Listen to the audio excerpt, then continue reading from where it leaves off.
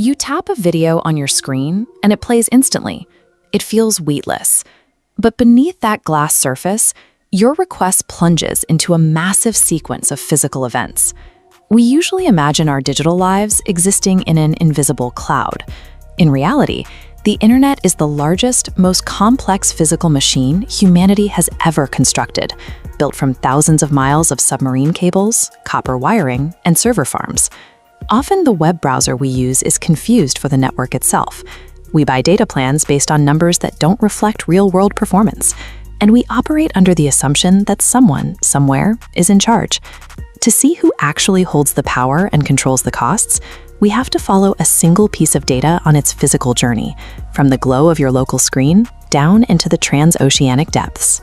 Recognizing the internet as a privately owned industrial infrastructure rather than a vague abstraction is the prerequisite for understanding how global communication is actually managed. We start our journey on the World Wide Web.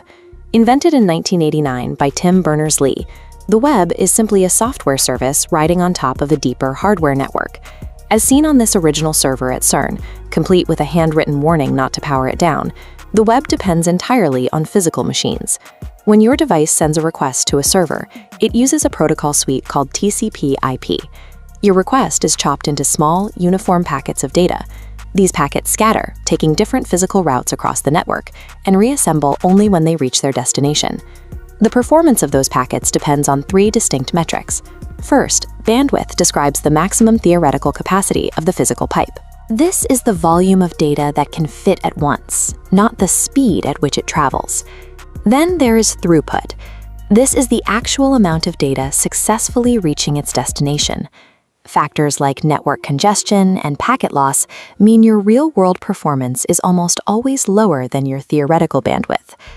Finally, latency measures the physical time delay caused by geographic distance and the various pieces of routing hardware your data must pass through along its journey. Internet providers capitalize on the confusion between these terms. Users frequently pay for expensive, high-bandwidth plans to fix a buffering video, when the actual bottleneck is the latency of the physical distance, not the size of the pipe. Leaving your home, your data packets hit a local router and enter the network of your internet service provider, or ISP. For decades, connecting to this infrastructure was strictly forbidden for the general public. The early network was a closed government experiment reserved for military and academic researchers who connected their terminals through crude hardware like this acoustic coupler. That closed system fractured in 1989 when a software consultant named Barry Sheen launched The World in Massachusetts.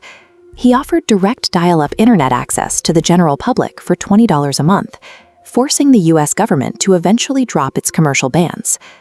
By the 1990s, a fierce market grab known as the ISP wars had begun.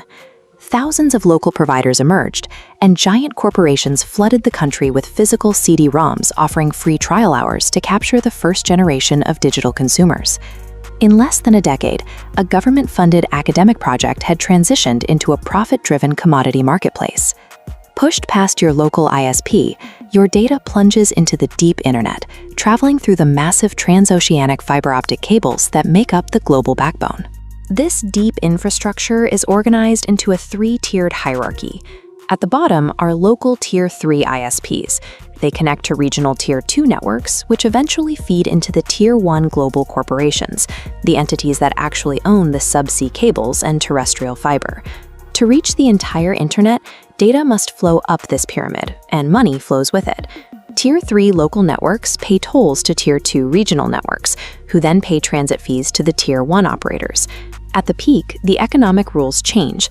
The Tier 1 giants use peering agreements to swap traffic directly with each other, free of charge. They own so much infrastructure that trading data is mutually beneficial, effectively removing the toll for the biggest players. Despite this intense corporate competition, data flows seamlessly because of decentralized groups like ICANN and the Internet Engineering Task Force. They maintain the universal technical protocols that ensure rival networks speak the same language. There is no central internet boss. The speeds you experience and the prices you pay are determined by these deep-layer transit fees and the strict protocols holding the entire arrangement together. Today, we have a unified planetary communication network, But that success carries the cost of massive corporate consolidation. In many regions, the thousands of competing local ISPs from the 90s have been absorbed into a few massive duopolies. This physical infrastructure now faces a scaling crisis. The original IP address system ran out of numbers, forcing a transition to the IPv6 standard. Hardware worldwide is straining to accommodate the trillions of new Internet of Things devices coming online. This global machine functions as a massive, ongoing physical negotiation between thousands of competing corporations, governed by a shared set of voluntary standards. Understanding this physical and economic reality reveals the true levers of power. Only by looking at the machine's actual components can we see who sets the prices, who controls the flow, and what it really costs to stay connected.